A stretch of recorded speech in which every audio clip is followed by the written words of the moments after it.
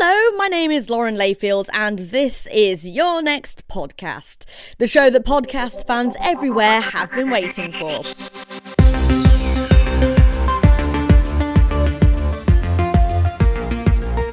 Now, I don't know about you, but I really love an interview podcast which reveals insights about a celebrity who we thought we knew really well. And the show I am recommending this week is a perfect example. Where's Home Really?, hosted by Jimi Famurewa, is a really fascinating podcast. Each week he talks to some of the world's most loved public figures and asks them to reveal a person, a phrase, a place and a plate which best represents the idea of home to them. When I say chicken korma, lots of people will think, oh, is this the kind of korma that you find at an Indian restaurant where it's like full of cream and cashews? Disgusting. Can I just say? It's almost a pudding. Disgusting. I don't know why anybody would eat that. As Jimi is also a Masterchef judge and restaurant critic, you get some really good food chat in there too. And that's particularly the case with the episode I'm sharing with you today, which is with Great British Bake Off winner and national treasure, Nadiya Hussain.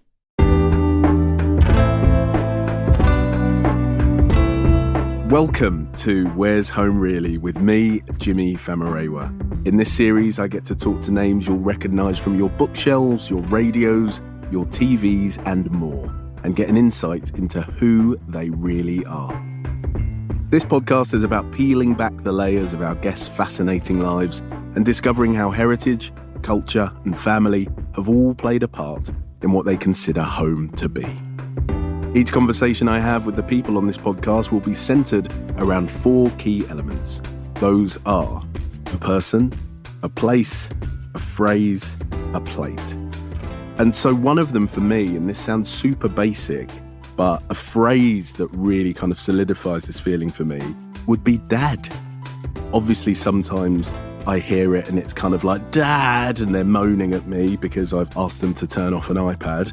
Or sometimes they literally just say mum and then they say, dad, like when I'm standing right there. But it's a word that really sort of pulls me into that feeling of like warmth and the home and the family that we've created. And there's such a power and magic in hearing that word. But what are the things that give my next guest that same feeling? Let's find out. My mum always says to me, when are you going to get back to the kids? And they kind of look at me doing this job. And my grandma, she says to me, just keep doing it. Oh, that's like amazing. Quietly, she holds my hand and says, don't listen to any of them. Oh, wow. You keep doing it. She is by far the strongest human being I know.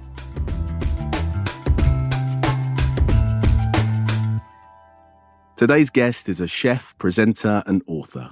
Having entered the 6th series of the Great British Bake Off in 2015, she ended up winning the contest after coming first in the technical challenge and wowing the judges with her show-stopping big fat British wedding cake. She has since hosted several shows on the BBC, is a regular columnist for the Times magazine, and was even invited to bake a cake for the Queen's 90th birthday. And she's now got a brand new cookbook, which I can see in front of me and looks gorgeous. It's called Nadiya's Simple Spices and is out now. You know who it is. A huge welcome to the amazing Nadiya Hussain. Hello. Hi. I just sat here with my head. We were talking about how much you'd be sort of cringing and the fact that hearing all these lovely things about yourself is a kind of endurance test. Is that particularly true for you? It really, really is. I'm not very good at, when I hear these intros, I'm like, they're great, but I also kind of think, can we just get this over with, please? Because I suppose nothing I do feels like a huge achievement. It's just me just getting through life and just kind of trying to enjoy it. So I don't look at it because it's not the same as having a qualification. It's not on it's not a certificate. It's not on a piece of paper. It's just this stuff that I do. So I suppose maybe if I can mock up some certificates, I might feel better about it. Yeah, we'll get you one. We'll print one out and get some frames. You have delivered today in more ways than one because you have brought baked goods. Not just baked goods, you brought some pakoras as well, but I've got in front of me. Talk me through it. It looks amazing. It smells incredible. It's a shortbread, but you can see there's a layer in that wedge. Yeah. It's a cottage cheese shortbread. And I know that everyone's going to be like, what is she talking about? But that is just how my brain works. When you bake cottage cheese in between shortbread, it becomes fudgy. Ooh. And it's just lightly spiced. And then you've got shortbread that's grated on top, so you get a lovely texture. So I think you are going to love that with your cup of coffee. Just to paint a visual picture, as this is an audio format, it is like it's like it's got a crumbly top, it's dusted in sugar, it's like a sort of petticoat tails shortbread, but on steroids. Like, it's incredible. Okay, let's go. I know some people feel weird about eating on mic, but I've got to do it. Do it. Oh my God. Oh my God, you're absolutely right. That is so good. It's the kind of thing that you can have, like you could warm it up a little bit and put some ice cream on top, or you could just dunk it in your hot coffee and enjoy that. But the best thing is, it's a really fun take on shortbread. Yeah, it's fantastic. And you're right, there's a chewy, fudgy, intense little middle bit. We will come on to the recipes and your new book and the way in which identity and home plays out in your food and the way you adapt things and that kind of journey that you have been on and continue to be on. But I always kick off by almost throwing the title of the show back at the guest. Like, what is your initial thought? How do you kind of answer that question and how do you see it? Well, I'm always kind of drawn by, when I get asked to do podcasts, I'm kind of drawn by that first kind of initial, what is this podcast? And instantly I was like, yeah, this is one I definitely want to do. We passed the test. You did. So, because it's something that makes you stop. It's the kind of question that stops you in your tracks and makes you think about whether you've ever asked yourself that question. And don't get me wrong, as a British, Bangladeshi, first generation Brit, I ask myself that question all the time. Yeah. But it's taken me 38 years to realize actually that home isn't a place, it's not a country, it's not a house, and it's not people. I spent so many years saying like home is where my children are and home is where my husband is. But actually, to really be happy, home has to be with you first. Truly, you have to be at home with yourself to be happy anywhere. And it's taken me that long to realize that if I'm unhappy and if I don't find home in me, then nothing will ever fit. That's the deeper answer. That's beautiful. And it's very true, I think. Countries change. People change. Yeah. Houses change. Everything changes. And nothing can be relied upon. Nothing, because it's ever changing. Yeah. And especially people. Yeah. When you fixate on the people that you love, you can still love them and they don't have to be home. We're talking about people, and so I wanted to jump right in on that. Why don't we talk about your person? Who are you going to go for? I know there's a lot of different figures in your family and in your life that have really, really had a vitally important impact. So who are you going to go for? I think when I was asked the question, I thought to myself, the first person, and pretty much always the first person that comes into my head, is my maternal grandma. She is a heck of a woman. And if I say that to her, like me, she will hide behind her hands and be like, no, don't be ridiculous, because she's not used to compliments. She didn't spend a life being complimented. She just got on with life. She is in her mid-90s now, recently been registered blind, very old, but she is the most intuitive human being I have ever met. Like, she has grandchildren. She has great-grandchildren. She knows them. She knows their names. Yeah, that's incredible. And she knows it's me. What I find really incredible is that of all she's got loads of grandchildren. Of all the grandchildren, how is it that she knows that when I walk into the house, she knows my footsteps? Wow. How? That's incredible. To me, that does not make sense. I'm like, how does she know that's me? And I suppose I can't understand how anyone can love me that much. I mean, let's go back to the beginning. She got married at 12. Wow. So I'll start even earlier. She was orphaned at 4. Wow. Raised by her siblings in a village. They had a tough life, ate very little. My grandma always says, I don't know what it's like to have a full belly. Then married off at 12, because that's the kind of best way to give them security, is to have them married off and know that they have husbands and they're in a secure sort of village.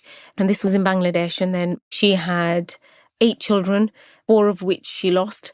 I ask her lots of questions and she hates it, but I always want detail. So it's the way she describes things. She said, just to give you an idea of how tough her life was, she said, I had my very first menstrual period at 12 And I didn't see another one for 8 years. Oh, wow. Because she had child after child after child. Oh, my goodness. She had a really tough life. Yeah. And then she came over to this country when she was sort of late 20s. And she lived in this country, and they lived in a crowded house. My grandma never, ever had an education, so she can't read or write. She lived her life looking at cans and trying to decipher. Trying to work things out. Wow. My mum always says to me, when are you going to get back to the kids? And they kind of look at me doing this job. and my grandma, she says to me, just keep doing it. Oh, that's like quietly, amazing. she holds my hand and says, don't listen to any of them. Oh, wow. You keep doing it. And she is by far the strongest human being I know. I look at her, and the times when I feel like I can't do something, I look at her and I think I'm doing all the things that she could have done or she should have done. I get really emotional talking about her. No, I understand. And I actually dedicated the book to her. Her name is Anwara, which means pomegranate. Oh, wow. She's an incredible human being, and she will always be my person. Well, as you say, what an amazing tribute, and that sense of connection that it could have been you, that it could have been your daughter, and that you were growing up with this attitude of questioning. Were you always very conscious of that connection and these stories when you were growing up in Luton? I was probably the most curious of all six. I'm one of six. I think a lot of the time it was quite frustrating for my parents because they didn't always have the answers. Yeah. Because I was asking things that were too loaded. Because essentially the reason why my parents are here is because they needed to survive. For them, it was wage to wage, paying the bills, keeping the kids fed and keeping a roof over our heads. That was their purpose. Their purpose wasn't to dream. Their purpose wasn't to aspire, to imagine. It wasn't to break ceilings. You know, it wasn't. It was just to survive. Sometimes I will ask questions and try and get answers out of my parents and out of my nan and out of my family. And sometimes they'll give me the quick answer, but I know they're just doing it to get rid of me. But sometimes if I can get my dad in the garden and he's gardening or he's doing something like slightly mindful because he loves gardening, then I can have really good chats with him because he'll say things that he wouldn't otherwise say if he's looking me straight in the eyes. Your story is one of being multiple things at once and turning that into this incredible kind of, career and superpower, really. So, how's that relationship with Luton? Are you a proud Lutonian, Nadia? Yeah, absolutely I am. I think Luton gets a lot of stick, can I just say.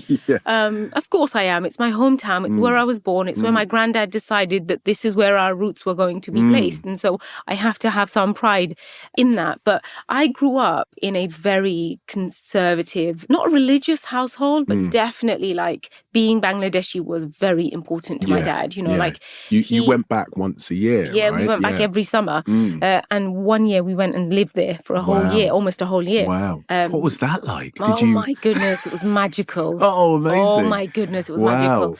Why? Because that could go a number of ways. How old were you, first of all? 10. 10, okay. Oh my goodness, it was wonderful. And what was it? What was it in particular about it that was magical? I was out there, and my paternal granddad was literally my favourite human at that time. I didn't think I could love a grandparent more than my nan. And then I went out there and I was like, my dada was amazing. And he was the kind of person that if you slept in and it was sunrise and you hadn't prayed and you hadn't got out of bed, he would get straw, would set it alight, and he would put it under the door and choke you out of your bedroom.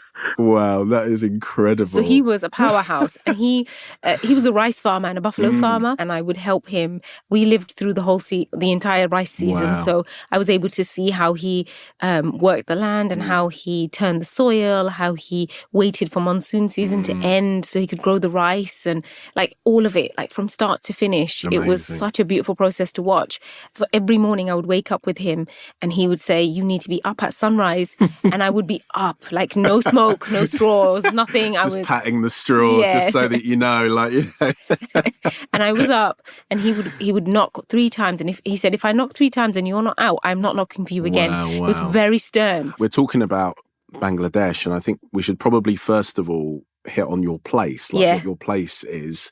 What are you going to go for? Is it Bangladesh? Is it going to be like back home? Is it, we've had people get it as specific as their friend's step. So you can go as small or as big as you like. But what came to mind when we asked you to name a place that kind of really crystallizes this sense for you? My place would be Bangladesh, right outside my granddad's village, his house in particular. I say village because the entire village is my granddad's family. Wow. Just to give you a scale of how big my family is, I'm one of 67 grandkids.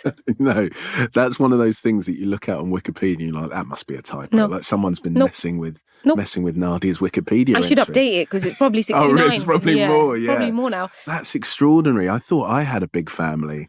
So yeah, talk to us about this place. You've spoken beautifully about that year in particular and those trips back and the influence of your granddad. But the thing that was striking me was that it feels like this is related to your particular character and disposition, that this sense of discipline and rigor and you need to be up and, that your granddad was instilling that in you.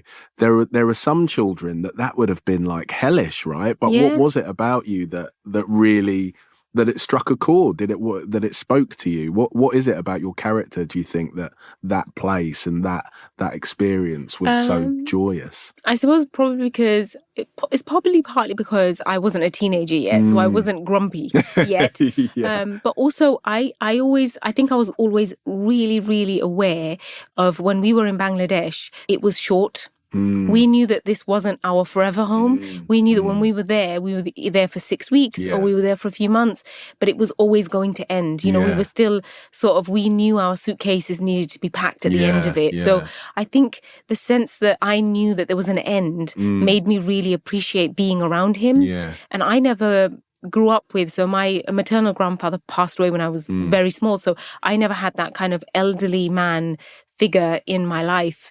And so when I used to be in Bangladesh, I used to really, really enjoy having that kind of the patriarchal kind of man of the house because my dad worked a lot, so I didn't see him loads. So I think for me, in some ways, he kind of substituted for a dad because my dad worked really hard and he worked long hours, so we didn't always see him. So I suppose I saw a dad and a granddad in my granddad, and he was so strict. And I just kind of, I'm a huge people pleaser, and if somebody says to me that this is what needs doing, I will do that. And so when he said this needs doing, all I wanted to do was make him happy, and that was like my life's goal when I was in Bangladesh. Or it was always to make him happy. I would be so afraid that I would miss out on taking the buffaloes out to pasture that I would fall asleep outside his mosquito net. So he would be in his mosquito net and I would be eaten alive by mosquitoes on the outside because I was so afraid that I would miss out.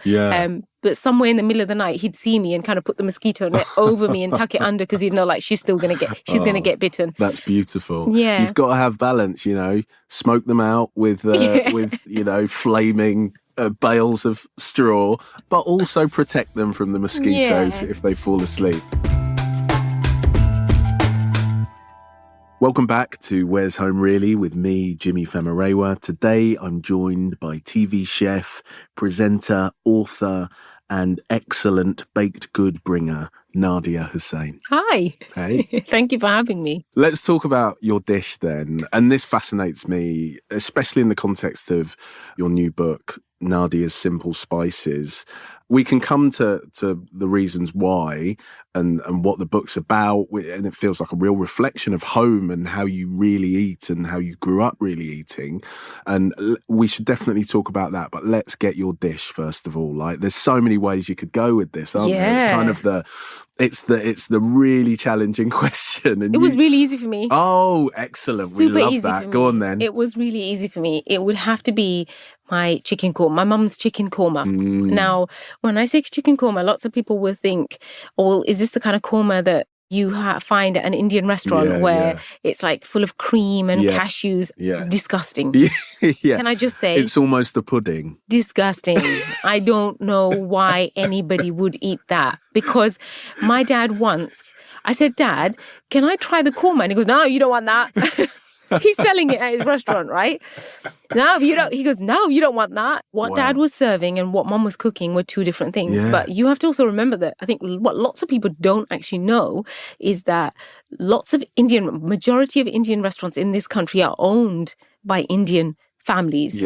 but they are run by Bangladeshis. So they have this kind of set menu, and this is what they make, and it's literally not changed. It honestly, it irks me that after all of these years, they are still serving that kind of same sauce, different protein, add a bit of coriander, and we're done. I'm like, no. My dad always said, this is not for you. My dad always used to say, this menu isn't for you. That's really fascinating. I find that really fascinating because my dad used to say, this is not for you. Because when I asked for the korma, he goes, why would you want that? I'm not making you that. You're not going to like that, because he knows my palate. So he's like, he knows what I've been raised on. He knows what we eat at home. So a proper Bangladeshi korma starts off with lots of clarified butter. So it's lovely and rich. So it's definitely a celebration dish. It's not something that you would have every single day. And it's so basic, so simple the way my mum cooks it. It's unreal that something with so few ingredients can have such impactful flavor and such a, like, it's one of those things, it's such a all over experience in your mouth. It's like, it's unreal. You can't believe that there are no ground spices. It's all whole spices and lots of onions. So you get the sweetness from the onions, and there's garlic and ginger in there. And then you've got whole spices. So you've got cardamom, cinnamon, you've got bay leaves. And you cook it gently, so gently that you can barely see the flame. So the onions never colour. So when they don't colour, they get that traditional look of a korma that you might see, but there is no cream. No cream. And then you cook the chicken with the bone still in, which I know lots of people have issues with, but bone gives you flavour. So the bone's still in. It's a total game changer. I've done that before. Yeah, totally. I think it was like a Mira Soda recipe that, it was like bone in, and it is amazing. Totally different. And then you leave that and you let it cook. And like my mum would cook it 2 or 3 days in advance, because a curry is best left alone. Like once you cook it, cool it down, put it in the fridge, come back to it 3 days later. And that's when the magic really happens, because those spices have had time to kind of settle and kind of do their thing. It's my mum's chicken korma because it is literally to die for. It is the most delicious thing. My kids absolutely adore it. And the reason why I think it holds a really special place in my heart is because every single child in our family will have been, when they get to 6 months and they have to be weaned onto solids, that is the very first curry they ever eat. Because it's not spicy, it's got spices. And it links to the book. You were talking about it there, about the idea of introducing people to spice and using whole spices, and it feels beautiful. And the recipes are fantastic, and it's kind of you all over.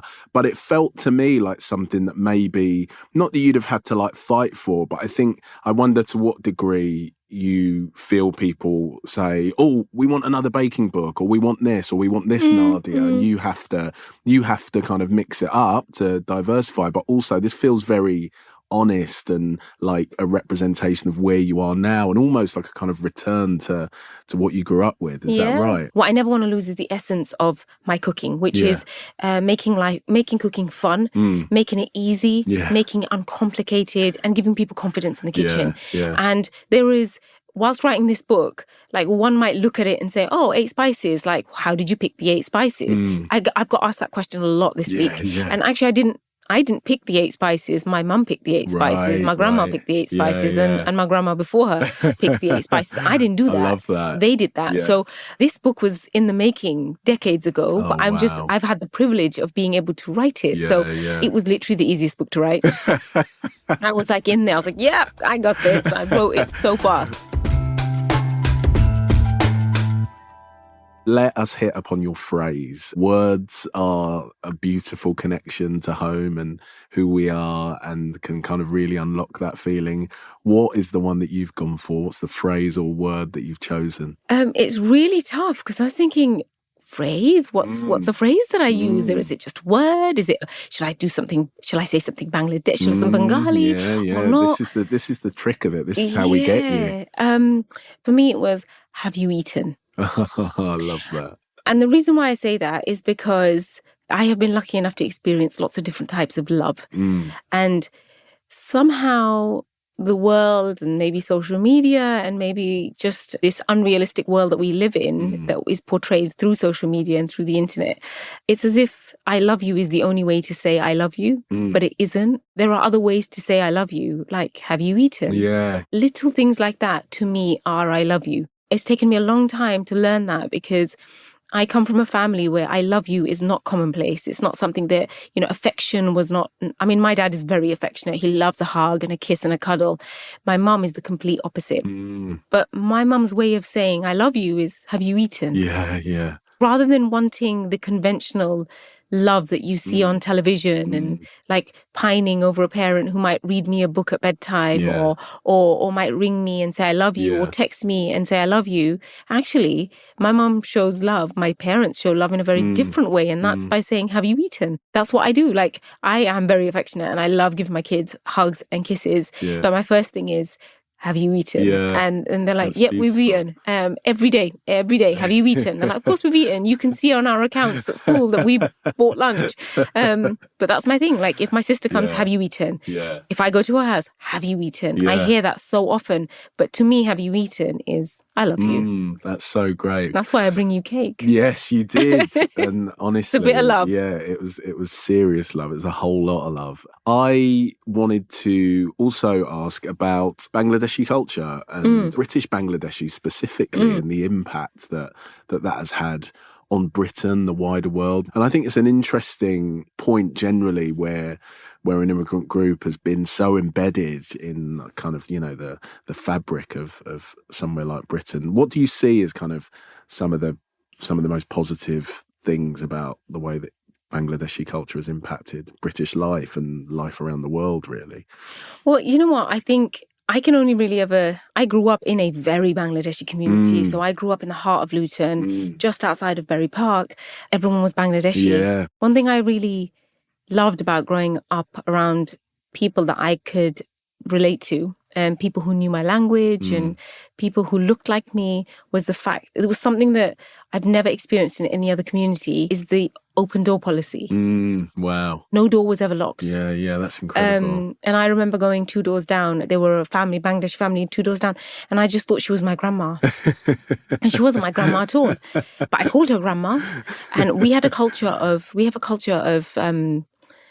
respect for the elders that is something that is lost in the wider community. Yeah. Although my children can give me so much back chat, if my dad walks into the room and there is an entire sofa free and there's one person, like my son sat on it, he will get up to offer his seat to his granddad. But that is something that my culture has given them. You would not get that anywhere else. And I can't speak for any other cultures. So I can certainly speak for mine. And that is something that my culture has taught me and my children, is the love and respect for elders and the kind of adoration that you should have for them, because they have a lived experience that they can give you that nobody else can. And that takes me right back to my grandma, who is she is everything that I want to be. I want to get to her age, and I don't care if I don't have my eyesight. I will say whatever I want, and I can get away with it. That's the life I want to live. So you have accomplished so much already in less than a decade, really. You're an author of cookbooks and children's books. You've got your own TV cookery series, got an MBE, baked for the Queen. What's left on your achievements list? Are there still things that you want to accomplish, an unexpected daydream? Everything that I've done on the list was never planned. And the best things happened when they're unplanned, I think. That's a very good point. None of it was on a schedule, on a list, or a 5-year forecast. It was just happened. It just all happened. And I know why it happened. It's because I work hard. I work really, really hard. And as long as I keep working hard, I just hope that I'm able to do this for as long as possible, because my job is so much more than all of those things. Like, it's more than cookery, it's more than cooking, more than writing. It's more than any of that. The most important thing is representation. More than anything, the thing that keeps me going, keeps me fired up to kind of walk through this career and to continue to do it, is the fact that I represent stay-at-home mums, immigrants, Bangladeshis. I represent all of those different people. And I think it is all-consuming sometimes. It can be so, so tough. And when I started out doing this, my job was only ever really to be a good example for my kids. And I understand now that it's so much bigger than that. So when I think about that, I try not to think about it, because if I think about it, it's slightly overwhelming. But equally, it's not overwhelming because I am not really trying to be a version of myself that I'm not. I am just who I am. There is no pretense. There's no act. There's no, whatever you see here is what my family see at home, what my kids see, what my parents see. Everybody just sees this version of me. That's it. There is no act. I know what it takes to be a woman of color, a Muslim woman of color, born in an immigrant family. I know what it means and what it takes to take up this space. It's tough, it's hard, and it's relentless. And there are times when I think I never want to do this ever again. And why did I do it? But in those moments, I remind myself how important it is to take up that space. And we have this affirmation in my house, and it's elbows out. Create space. If you physically do that, you realize how much space you take up. And I tell my kids, elbows out. Make room for yourself so you can make room for others. And essentially, that is what I tell myself, is that in those moments when I feel like I can't and I don't want to do it anymore, it's no, elbows out. You are making space for people who do not see themselves in this space. And that is always going to be my driving goal.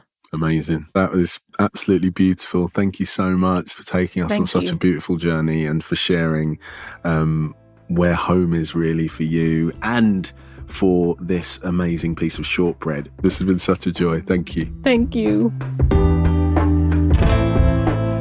Oh my goodness, that was incredible. It was such an emotional journey, and just packed full of so much wisdom and warmth, and slightly concerning, hilarious childhood stories about Nadia's granddad's method of getting sleeping children out of bed with flaming hay bales.